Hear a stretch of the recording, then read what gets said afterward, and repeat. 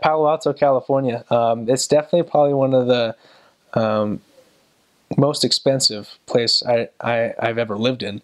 I remember hearing our apartment. It was a single bedroom apartment, and it was $1,300 a month to live there. And so, of course, they crammed 4 elders in this single bedroom apartment. And when I first got there, we had one elder was sleeping on a mattress in the back room. One was sleeping on the floor. And then my companion's bed was in the middle. And on the side of that were 2 desks. And then on top of those, 2 more desks and a board going across and my mattress on top. And so in order for me to go to bed, I had to go springboard off my companion's mattress on top of mine.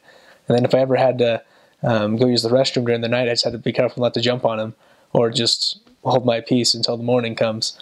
So I definitely made a couple of phone calls. We got some bunk beds for that apartment. But the people over there, it seemed like everyone's busy. I think in general in the area, everyone's busy. The jobs over there, they pay really well, and people work a lot.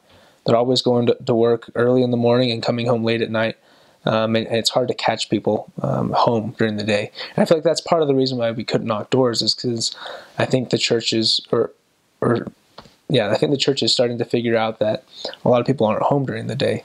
And so instead of, in a sense, wasting some time knocking on these doors, we can go find them out in the streets, and then at night come back and hopefully have a lesson set up to teach these families. But going back to Palo Alto, I was actually serving in the Stanford singles ward at the time, which is, again, located in Palo Alto. And it was a wonderful experience to be part of a singles ward. And the singles over there are fantastic. It's not like your singles ward in Provo, where I'm in the Provo 202nd ward, and they have the Stanford first and second singles wards. But again, the members over there are amazing, and the singles, they're so. It takes a different set of courage to be a single, I think, outside of Utah, because you're on your own.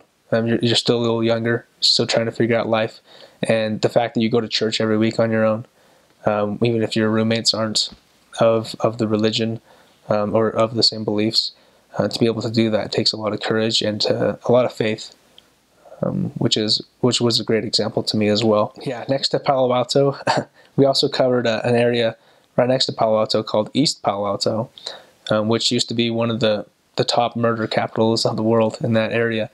So it was always fun going to ride your bikes or driving in that area. You get to meet some wonderful people.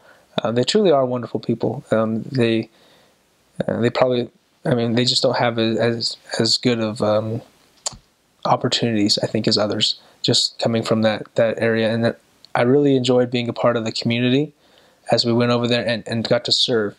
And I remember we got to meet the mayor of East Palo Alto, and how he was just trying to turn things around and just make it a better place to live, because it really is a good place to live. There are truly a lot of great people over there, and I really would like to see the missionary work grow as missionaries continue to go over there and to provide service and teachings to those people.